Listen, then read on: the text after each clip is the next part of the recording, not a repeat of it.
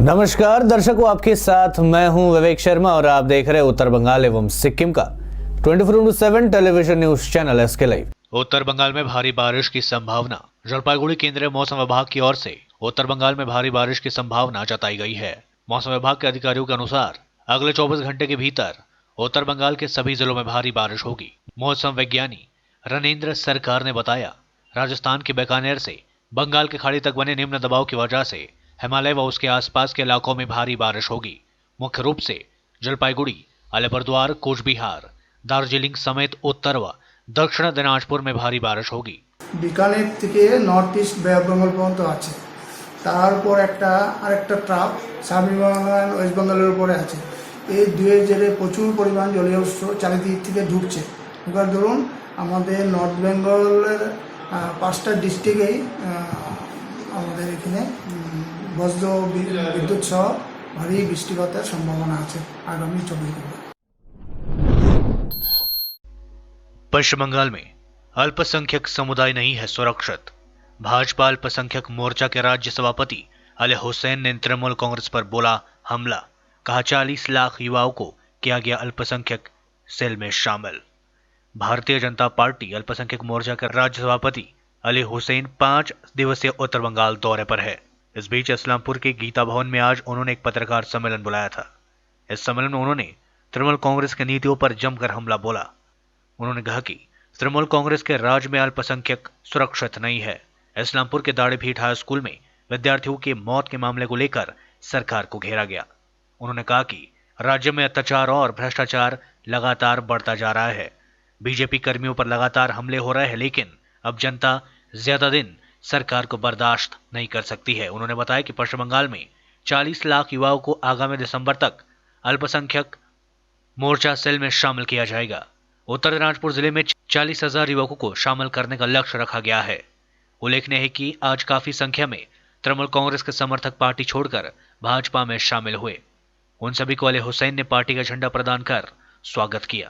भाजपा में शामिल इन लोगों का कहना है कि तृणमूल में जारी भ्रष्टाचार से परेशान होकर उन्होंने भाजपा का दामन थामा है।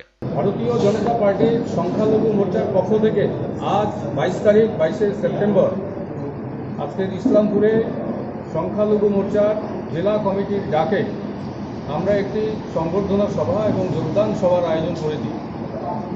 আমি এসেছি কলকাতা থেকে নর্থ বেঙ্গলের 5 দিনের সফর। 18 তারিখ কোচবিহার, 19 তারিখ আলিপুরদুয়ার, 20 তারিখ জলপাইগুড়ি, 21 তারিখ শিলিগুড়ি এবং আজকে উত্তর দিনাজপুর জেলার ইসলামপুরের কার্যক্রম। এখানে 50টা পরিবার আজকে বিজেপিতে যোগদান করবে। সংখ্যালঘু ভাইরা তাদের যোগদানে তাদের হাতে পতাকা তুলে দেওয়া হবে এবং আমার ঘোষিত যে নতুন যে জেলার সভাপতি তালিকা ঘোষণা করা হয়েছিল, উত্তর দিনাজপুর জেলার সভাপতি হিসাবে মোহাম্মদ আয়াজ শরীফ, ওনাকে আমি মনোনীত করেছি। ওনার আজকে সংবর্ধনা সভা। এছাড়াও আমরা কিছু রাজনৈতিক আলোচনা করব। সারা পশ্চিমবঙ্গে আমাদের 20 লক্ষ মেম্বার করা হবে অনলাইনের মাধ্যমে। আর তার অঙ্গ হিসাবে শুধু মাইনরিটি 20 লক্ষ শুধু মাইনরিটি মেম্বার করা হবে। আর তার মধ্যে গত বছর এই জেলায় 29,000 মেম্বার করা হয়েছিল মাইনরিটি সদস্য। আর তার সেনাপতি ছিল মোহাম্মদ জলিল, যিনি করণদিঘিতে বাড়ি, ডালখোলাতে। আমরা এবার সেই সংখ্যাটা আরও বেড়ে আমরা 40,000 টার্গেট করেছি। উত্তর দিনাজপুর 40,000 প্রাথমিক সদস্য সংগ্রহ করবে আগামী ডিসেম্বর মাসের মধ্যে। সেই সূচনাও আমরা আজকে সভা থেকে আমরা দেব। পাশাপাশি আপনারা লক্ষ্য করেছেন যে সারা বাংলা জুড়ে সাম্প্রতিককালে একটা অশান্তির বাতাবরণ তৈরি হয়েছে। শাসক দল আজকে চূড়ান্তভাবে ব্যর্থতায় পর্যবসিত হয়েছে। মানুষের নিরাপত্তা নেই, নারীদের কোনো অধিকার নেই। আজকে স্কুল কলেজ থেকে ফিরলে তার কোনো নিরাপত্তা নেই ফেরার। আপনারা জানেন দ্বারের ভিটার কাণ্ড তার অন্যতম একটি ঘটনা। সেই জন্য আমরা বলছি রাজনৈতিক অস্থিরতাকে কাটানোর জন্য বাংলার মানুষের যেটা মূলত সিদ্ধান্ত, সেটা হচ্ছে এই সরকারের পরিবর্তন চাই। মমতা ব্যানার্জির সরকারের পরিবর্তন আসন্ন 2021 সালে, তারই অঙ্গ হিসাবে আমাদেরও আজকের এই প্রচার সভাও আছে। সেই জন্য আমরা বলতে চাই, বাংলার তৃণমূল কংগ্রেসের সরকার যত তাড়াতাড়ি বাংলা থেকে বিদায় হয় তার জন্য মানুষ তৈরি হয়ে আছে, তার জন্য মানুষ প্রস্তুত। पति के हत्यारों को सजा दिलाने की मांग में एक महिला ने जलपाईगुड़ी जिला शासक कार्यालय के सामने शुरू किया अनशन। जलपाईगुड़ी के ढंगापड़ा इलाके की रहने वाली मालिका सरकार नामक एक महिला ने जलपाईगुड़ी जिला शासक कार्यालय के सामने अनशन शुरू कर दिया है। उसकी मांग है कि उसके पति के हत्यारों को जल्द से जल्द गिरफ्तार किया जाए और उनको कड़ी से कड़ी सजा दी जाए। महिला से मिली जानकारी के अनुसार 2018 में उसके पति सुकुमार सरकार को उसके 2 दोस्तों ने मिलकर मार डाला था और शव को तालाब में फेंक दिया था। इस मामले में पुलिस ने एक आरोपी को गिरफ्तार किया, लेकिन दूसरा आरोपी अभी भी खुला घूम रहा है। पुलिस से कई बार गुहार लगाने के बाद भी अभी तक उक्त आरोपी को गिरफ्तार नहीं किया गया है। इसलिए मालिका सरकार ने आज जिला शासक कार्यालय के सामने अनशन शुरू कर दिया है।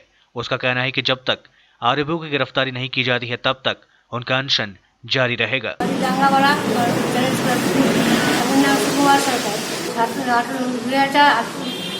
সালে 26শে জুলাই বাইক থেকে বেরিয়েছে আর 27শে জুলাই আমরা তার দেহকান পাই। এসেছি যে 2 বছর হয়ে গেল আমরা কোনো খুনির কোনো শাস্তি পাচ্ছি না। আমরা 2 বছর ধরে অনেক ঘোরাঘুরি করছি, সব SP office, DM office, SDO office, কাগজপত্র জমা দিচ্ছি, কিচ্ছু পাচ্ছি না। তাই আমরা এখন সিআইডি তদন্তের জন্য দাবি করতেছি। সিআইডি তদন্ত হলে আমাদের ভালো হয়, খুনি যাতে শাস্তি হয়, আমরা সিআইডি তদন্ত চাচ্ছি। আমি আমার মেয়ের নাম রিয়াসা। যতদিন সিআইডি তদন্ত মানে আশ্বাস থাকবে যে আমরা সিআইডি তদন্ত করবো, ততদিন তারা কি লাগবে। सुप्रीम कोर्ट ने सीबीएसई को जारी किए निर्देश, जल्द जारी करे 10वीं और 12वीं की कंपार्टमेंट परीक्षाओं के परिणाम। सुप्रीम कोर्ट ने central board of secondary education CBSE को कक्षा 10वीं 12वीं की कंपार्टमेंट परीक्षा परिणाम को जल्द घोषित कराने के लिए कहा है।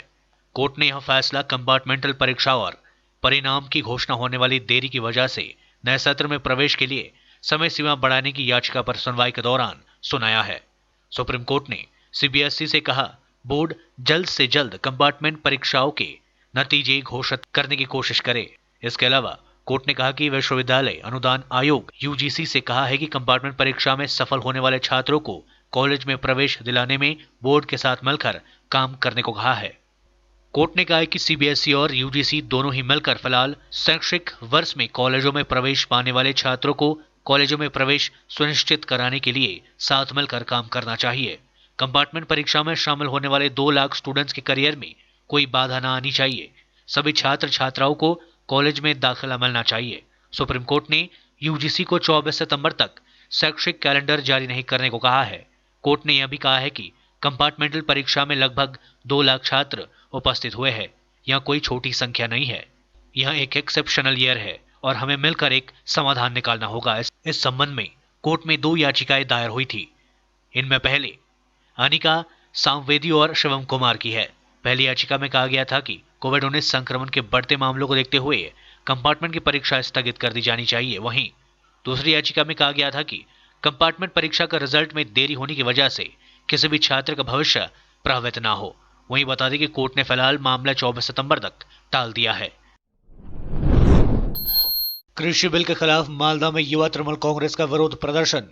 केंद्र सरकार द्वारा हाल ही में पारित कृषि बिल के खिलाफ पूरे पश्चिम बंगाल में सत्ताधारी तृणमूल कांग्रेस की ओर से विरोध प्रदर्शन लगातार जारी है। पूरे राज्य के साथ साथ मालदा जिले में भी तृणमूल समर्थक इस बिल के खिलाफ सड़कों पर उतरकर विरोध प्रदर्शन कर रहे हैं। तृणमूल युवा कांग्रेस के समर्थक मौसम की प्रतिकूलता को नजरअंदाज करते हुए बिल के खिलाफ अपने विरोध का इजहार कर रहे हैं। इसी क्रम में मालदा शहर में गांधी मूर्ति के सामने आज युवा तृणमूल कांग्रेस कर्मियों ने केंद्र सरकार की ओर से पारित कृषि बिल के खिलाफ प्रदर्शन किया। तृणमूल युवा कांग्रेस के अध्यक्ष प्रसन्नजीत दास के नेतृत्व में चले इस विरोध प्रदर्शन में काफी संख्या में तृणमूल समर्थकों ने हिस्सा लिया। विरोध प्रदर्शन में इंग्लिश बाजार सहित मालदा जिले के विभिन्न ब्लॉक के युवा तृणमूल कांग्रेस कर्मियों ने हिस्सा लिया। तृणमूल युवा कांग्रेस के अध्यक्ष प्रसन्नजीत दास ने बताया कि किसान विरोधी बिल के खिलाफ मुख्यमंत्री ममता बनर्जी के निर्देश पर पूरे राज्य में आंदोलन चल रहा है। इसके साथ ही उन्होंने तत्काल सरकार से कृषि बिल वापस लेने की मांग की। उन्होंने कहा, यह बिल किसानों को अंधकार में धकेल देगा, उनके भविष्य के साथ खिलवाड़ किया जा रहा है।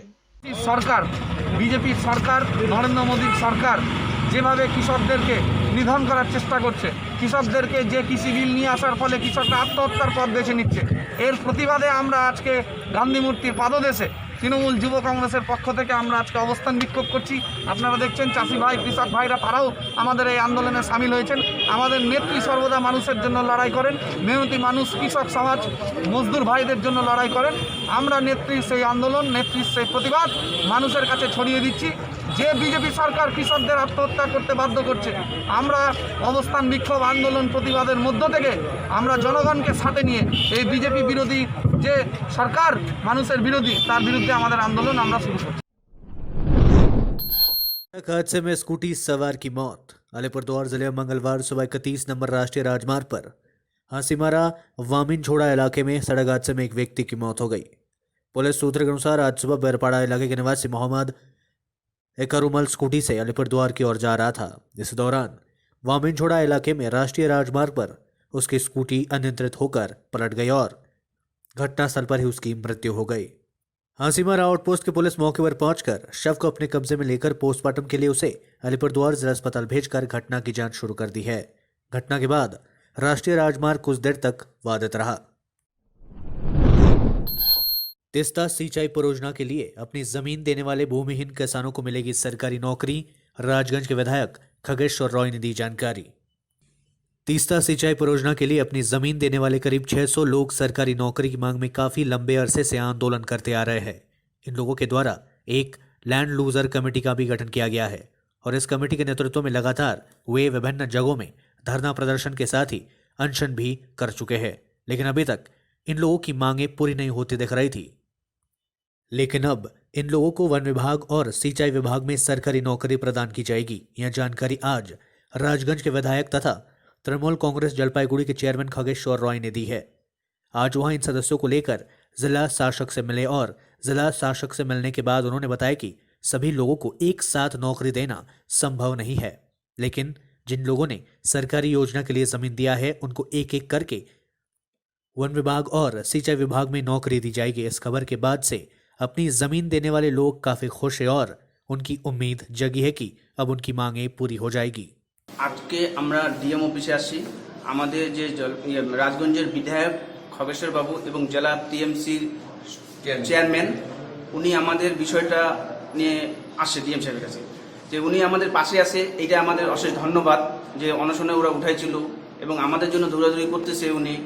এটা ডিএম সাহেবের সাথে আলোচনা হলো ডিএম সাহেবের সাথে যে মানে ল্যান্ড ইউজারকে কোথায় কাজ দেওয়া যায়, ল্যান্ড ইউজারের কথা কাজ দেওয়া যায়। তাই সেচ দপ্তর এবং বন দপ্তর এই দুইটা বিষয়ে আলোচনা হইল আর কি। হ্যাঁ, আমরা খুশি, অবশ্যই খুশি।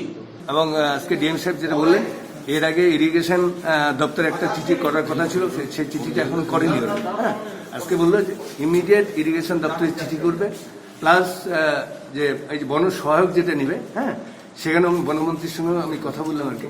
হ্যাঁ, ডিএমও কথা বলবে যে যে বন দপ্তরে যে বন সহায়ক নেবে সেখানেও যাতে কৃষি সংঘ যারা ল্যান্ড লুজার আছে তাদের যাতে ওখানে নেওয়া হয় এবং ইরিগেশন দপ্তরে যাতে নেওয়া হয়। উনি কথা দিয়েছেন, চেষ্টা করবেন ইমিডিয়েট, কিন্তু ওদেরকে একটা দরখাস্ত আজকেই করতে হবে। ইরিগেশন দপ্তরে আজকেই চিঠি করতে বললো, চিঠি করলে পরে ইমিডিয়েট আমরা চেষ্টা করবো দুজনে মিলে ডিএম এবং ওই এলাকার বিধায়ক হিসেবে আমরা চেষ্টা করব কিছু অন্তত প্রায় 500 একবারে দেওয়া সম্ভব না, 500 চাকরি এট এ টাইম দেওয়া সম্ভব না, অন্তত কিছুটা অন্তত 50, 60, 40 যা পারি আর কি। আমরা ইরিগেশন দপ্তর প্লাস বন দপ্তর যে আছে আমরা ডিএম এর সাথে কথা হলো, আমরা ব্যবস্থা। पश्चिम बंगाल में 2021 में होने वाले विधानसभा चुनाव से सभी सीटों पर उम्मीदवार उतारेगी Kamtapuri peoples party united. Malda जिला कमेटी के आह्वान पर आज कामतापुरी पीपल्स पार्टी यूनाइटेड की एक सभा मालदा की पाकिया हाट इलाके में हुई। इस सभा में कामतापुर पीपल्स पार्टी यूनाइटेड के महासचिव सुभाष बर्मन, मालदा जिला कमेटी के सभापति निर्मल सरकार, हेमंत बर्मन सहित पार्टी के अन्य नेता उपस्थित थे। इस दौरान पत्रकारों से बात करते हुए कामतापुरी पीपल्स पार्टी यूनाइटेड के सचिव सुभाष बर्मन ने बताया कि आम जनता के हित में ध्यान में रखते हुए उनकी पार्टी ने आगामी 2021 में होने वाले विधानसभा चुनाव में राज्य की सभी सीटों से लड़ने का फैसला किया है। अन्य राजनीतिक दलों की तरह उनकी भी पार्टी मैदान में उतरेगी और पूरे जोर शोर से प्रचार प्रसार करने के साथ ही अपने उम्मीदवारों को मैदान में उतारेगी। 20/9/2020 कामतापुर पीपल्स पार्टी मालदा जिला कमिटी কর্মী সভা। আজকের এই কর্মী সভা আমরা এইসব সিদ্ধান্তগুলো নিল যে আগামী লোকসভা ইলেকশনত আমার সারা উত্তরবঙ্গ প্রার্থী দেওয়া লাগবে, তার সাথে প্রার্থী সিলেকশন এবং কর্মীবিলাক নিয়ে একটা প্রোগ্রাম নেওয়া হলো, যাতে করে সামনে বিধানসভা ইলেকশনে কামতাপুর পিপুলস পার্টি একটা ফ্যাক্টর হতে পারে এবং দু একটা জায়গায় অন্তত এমএলএ জিতে আসতে পারে, এরকম একটা দৃঢ় প্রতিজ্ঞা এবং শপথ নেওয়া হলো। लेते थोड़ा सा ब्रेक, फिर मिलेंगे ब्रेक के बाद। आजादी से शुरू हुआ स्वदेशी अभियान, गांव गांव में बिजली आई, रोशन हिंदुस्तान, मंगल तक भी जा पहुंचा स्वदेशी मंगलयान। तो फिर क्यों ना हो हिंदुस्तानी अपना सब सामान, हम बदलेंगे तभी तो बदलेगा ये हिंदुस्तान। सूर्या, आत्मनिर्भर भारत की पहचान।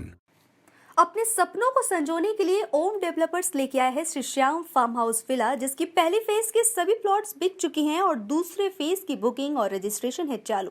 प्लॉट की साइज है 3 से 6 कट्ठा तक, तो देर किस बात की, अभी फोन उठाइए और बुक कीजिए। Shri Shyam farm house villa, Phulbari. Contact number 9609784045 या 9733036000। बहुत जल्द इसके तीसरे फेज की प्लॉट भी लॉन्च होने जा रही है।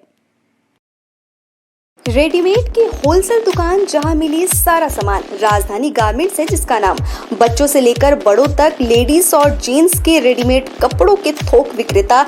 विजिट करें, व्हाट्सएप करें या कॉल से ही ऑर्डर करें। राजधानी garments, 2nd floor, stall number 246-47, Gaurishankar market, विधान रोड, सिलीगुड़ी। कॉन्टैक्ट नंबर 8348888881 या 9324953228। आज जहाँ कोरोना से सभी है परेशान, हम लाए हैं कमाने का तरीका आसान। 21वीं सदी में महिलाएं आत्मनिर्भर होकर स्वाभिमान के साथ जीना चाहती है। अगर आप एक गृहिणी हैं और घर से ही मुनाफे वाला व्यवसाय करने का सोच रहे हैं, तो आपके लिए सुनहरा मौका लाए हैं टपरवेयर के सिलीगुड़ी स्थित पूरे नॉर्थ बंगाल के डिस्ट्रीब्यूटर नारायणी पार्टी सेल्स। तो सोचिए नहीं, स्क्रीन में दिए गए नंबर में संपर्क कीजिए और विस्तृत जानकारी लीजिए। घर बैठे पैसे कमाए, आज ही फ्री मेंबरशिप लीजिए, अपने सपनों को पूरा कीजिए। मुश्किल की इस घड़ी में आपका साथ ही सिर्फ टपरवेयर।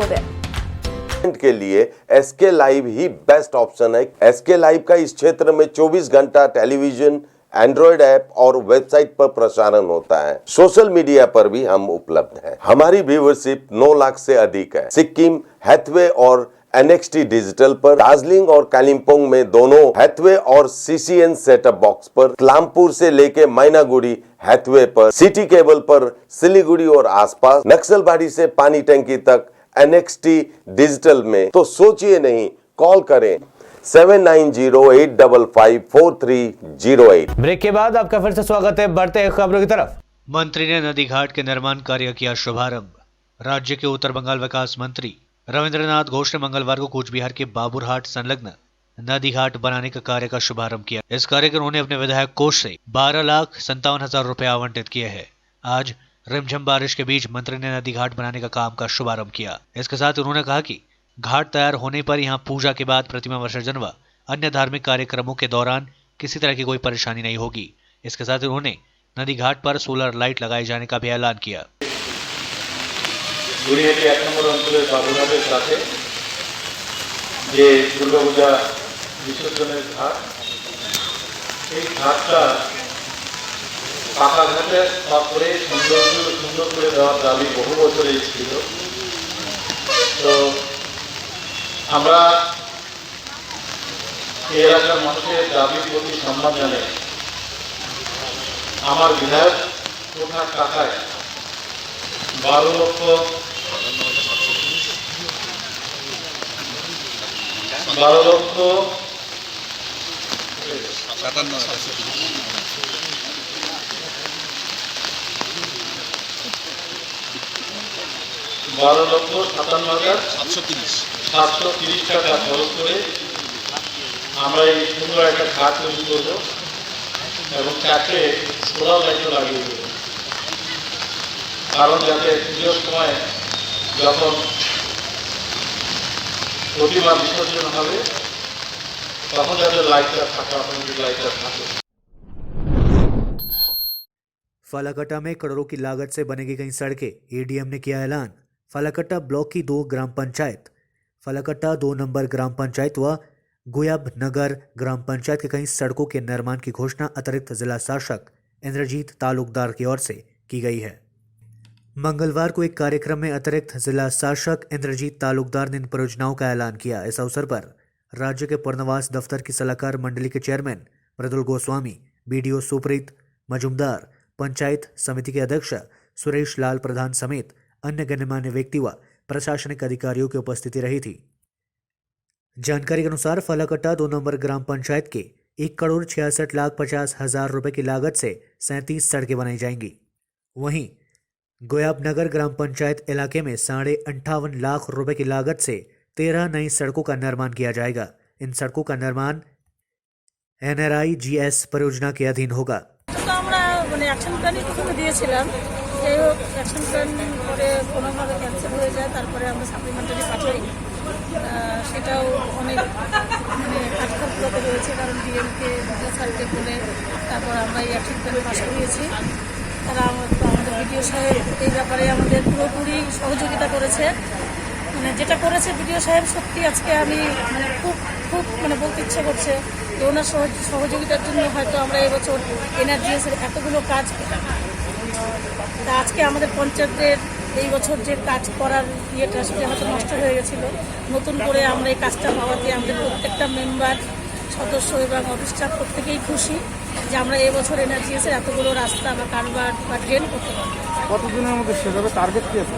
না, আমরা তো অতি শীঘ্রই হয়তো কাল পরশু এর মধ্যে প্রসেসিং তো আমাদের মোটামুটি শুরু হয়ে গেছে। টেন্ডার করে দেবো, যতটা সম্ভব তাড়াতাড়ি হয় আর কি করে দেবো। শুনুন, আমার কাছে কোনো বিজেপি নেতা কথা বলেনি, এটা আপনাদের তৈরি করা কথা কিনা তাও আমি জানি না। উন্নয়নের কাজ চলবে, উন্নয়নের কাজে কোনো ব্যাহত হবে না। বিজেপির নেতারা চক্রান্ত করে বাংলার উন্নয়নকে আটকে রাখবার চেষ্টা করছে, তাই তারা এই কথা বলবে, এটা তো স্বাভাবিক ব্যাপার। কারণ ওরা তো কোনোদিন মানুষের উন্নয়নে কোনো কাজ করেনি, মানুষের উন্নয়নে কোনো প্রকল্প উদ্বোধনও করেনি, তো ওরা তো গাত্র দেওয়া হবেই। ওরা চাচ্ছে বাংলার উন্নয়নটাকে আটকে রাখতে। তার মধ্যেও আমাদের মানবিক মুখ্যমন্ত্রী মমতা বন্দ্যোপাধ্যায় কেন্দ্রীয় সরকারের অর্থনৈতিক অবরোধের মধ্যেও যখন এই ধরনের মানুষের স্বার্থে প্রকল্পের পয়সা দিচ্ছেন এবং প্রকল্পের কাজ করতে গেলে উদ্বোধন করতেই হয়, সেটা তাদের গাত্র দেওয়া হচ্ছে। ওদের কে কি বলল সেই কথার উত্তর আমরা দিতে বাধ্য নই, আমরা বলতেও চাই না ওদেরকে, কারণ আমাদের কাজ আমরা করব, আমরা মানুষের স্বার্থে কাজ করে যাব, এটাই পশ্চিমবঙ্গ সরকারের উদ্দেশ্য। তাই আজকে ফালাকাটার 2টো জিপিতে এই প্রকল্পগুলোর উদ্বোধন হলো, কাল থেকে কাজ শুরু হবে। दुनिया भर में 3 करोड़ 12 लाख से ऊपर पहुंचा कोरोना संक्रमितों का आंकड़ा 9.63 लाख लोगों की हो चुकी है मौतें। दिन प्रतिदिन कोरोना संक्रमण के मामलों में लगातार इजाफा होता जा रहा है। दुनिया भर के तमाम देश इससे निपटने के लिए हर एहतियात बरत रहे हैं। इसके बावजूद यह वायरस तेजी से लोगों को अपनी चपेट में ले रही है। हालांकि इस दौरान कई लोग इस वायरस को मात देने में सफल भी हो रहे हैं। जॉन हॉपकिंस यूनिवर्सिटी की तरफ से जारी ताजा आंकड़ों के मुताबिक अब तक विश्व में कोरोना संक्रमितों की संख्या 3 करोड़ 12 लाख का आंकड़ा पार कर चुकी है और मरने वालों की संख्या 9,63,000 से ज्यादा हो चुकी है।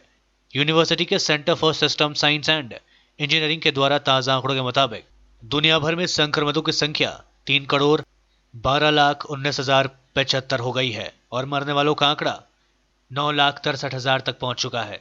कोरोना से सबसे ज्यादा प्रभावित देश अमेरिका में अब तक 68,33,931 लोग कोरोना की चपेट में आ चुके हैं, जबकि 1,99,815 लोग संक्रमण के कारण अपनी जान गंवा चुके हैं। इसके बाद दूसरे स्थान पर भारत में संक्रमितों का आंकड़ा 54,87,580 हो गई है और मरने वालों की संख्या 87,882 तक पहुंच चुकी है। देश में कम हो रहा है कोरोना वायरस का कहर लगातार चौथे दिन, जब नए केस से ज्यादा मरीज हुए ठीक। एक्टिव केसेस में 28,649 की कमी आई। अब तक 55.60 लाख लोग हो चुके हैं संक्रमित। देश में कोरोना संक्रमण के केस में सोमवार को सबसे बड़ी राहत मिली है। एक दिन में 1 लाख से ज्यादा मरीज ठीक हो गए। 74,000 नए केस सामने आए, जबकि 5 दिन पहले ही रिकॉर्ड 96,856 केसेस आए थे। सोमवार को 74,493 केसेस आए। 1,02,070 मरीज ठीक हो गए। इससे इलाज कराने वाले मरीजों की संख्या में 28,649 की कमी आई है। रविवार को देश में 10,04,272 एक्टिव केसेस थे, जो सोमवार को घटकर 9,75,623 हो गई है। देश में संक्रमण से जान गंवाने वालों का आंकड़ा 88,000 को पार कर गया है। पिछले 24 घंटे के अंदर 1,056 संक्रमितों ने दम तोड़ दिया। अब तक 88,965 लोगों की मौतें हो चुकी है। ये आंकड़े covid19india.org के मुताबिक है। पश्चिम बंगाल बनता जा रहे आतंकवादियों के सुरक्षित शरण स्थली। पश्चिम बंगाल के बांग्लादेश की सीमा से सटे मुर्शिदाबाद जिले से अलकायदा के 6 संदिग्ध आतंकियों की गिरफ्तारी से राज्य में इस संगठन की जुड़े जमने के संकेत मिले हैं। केरल से जो 3 लोग गिरफ्तार हुए हैं, वे भी इसी जिले के हैं।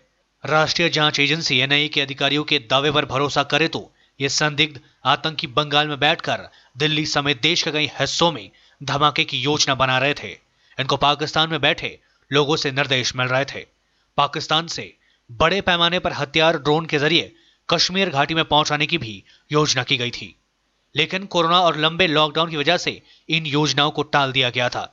मुर्शिदाबाद से गिरफ्तार लोगों में नजमू साकिब, अबू सुफियान, मियानुल मंडल, लियो अहमद, अली मासूम कमाल और अतितुर रहमान शामिल है। केरल से गिरफ्तार 3 संदिग्धों के नाम क्रमश मुर्शिद हसन, याकूब विश्वास और मुशर्रफ हुसैन है। इन गिरफ्तारियों के बाद एक बार फिर बंगाल के आतंकवादियों की सुरक्षित शरणस्थली बनने के आरोप लग रहे हैं। सांसदों के निलंबन के विरोध में रायगंज में INTTUC की ओर से किया गया विरोध प्रदर्शन। निलंबन वापस लेने की गई मांग।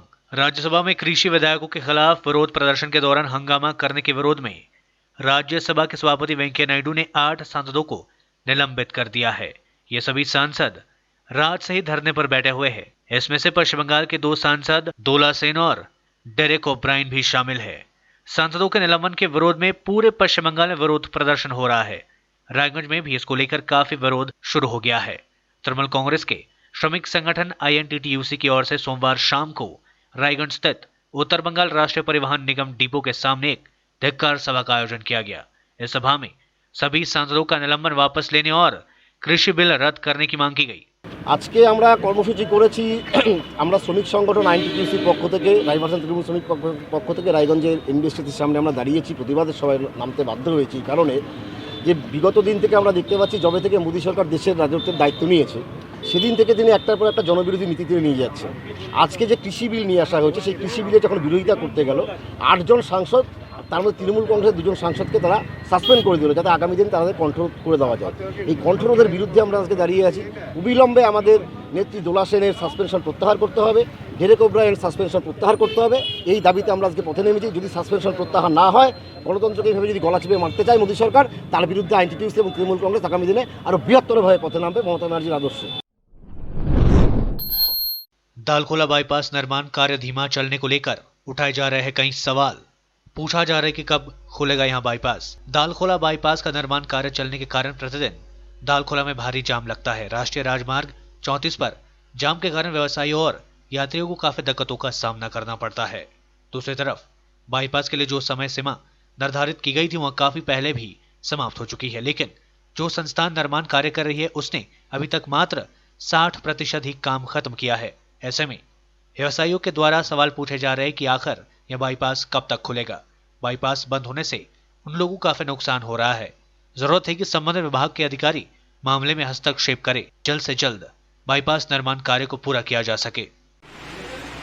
ব্যবসার জন্য আমাদেরকে রায়গঞ্জ, কিষানগঞ্জ অনেকবার যেতে হয়, তো এর জন্য এই জ্যামের জন্য অনেক অসুবিধা হয়।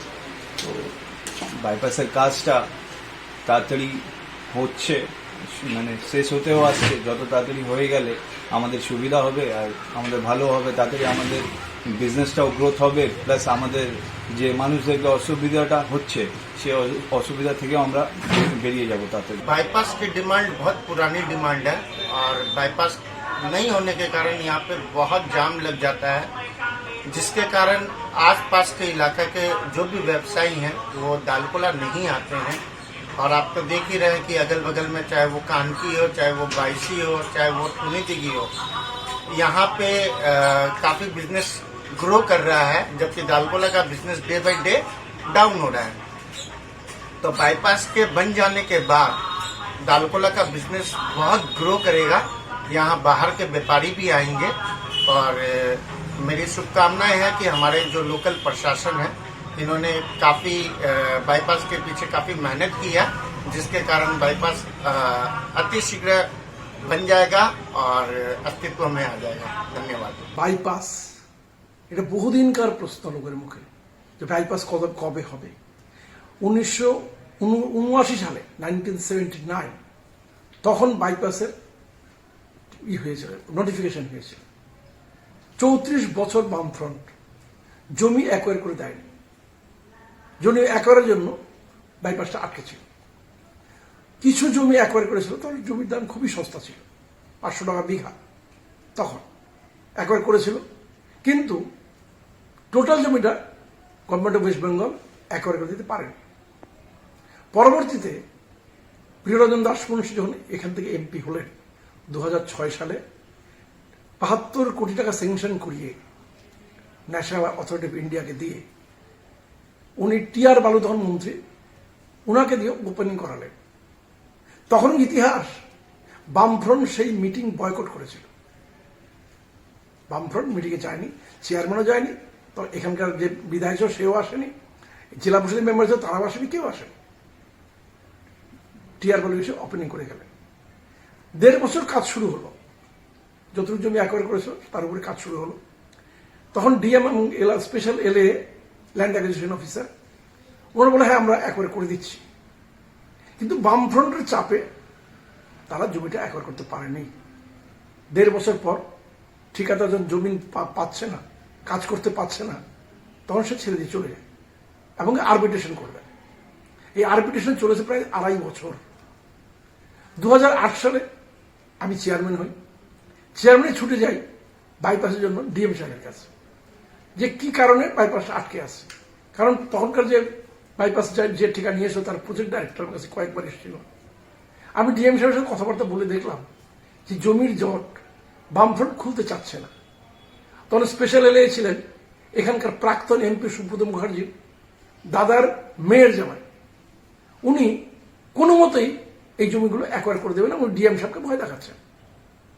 পিএন ভুটিয়া ছিলেন ডিএম, গাঙ্গুলি সাহেবকে ডেকে, ওই গাঙ্গুলি বাবু ছিলেন স্পেশাল এলএ, ওনাকে ডেকে যখন বললেন তখন গাঙ্গুলি ওনাকে ভয় দেখে দিলেন, স্যার আপনার সার্ভিস বুকে কিন্তু রেড ইঙ্ক পড়ে যাবে। आज के लिए बस इतना ही और मुझे दीजिए इजाजत और देखते रहिए एसके लाइव, आपका समय आपकी खबर। धन्यवाद।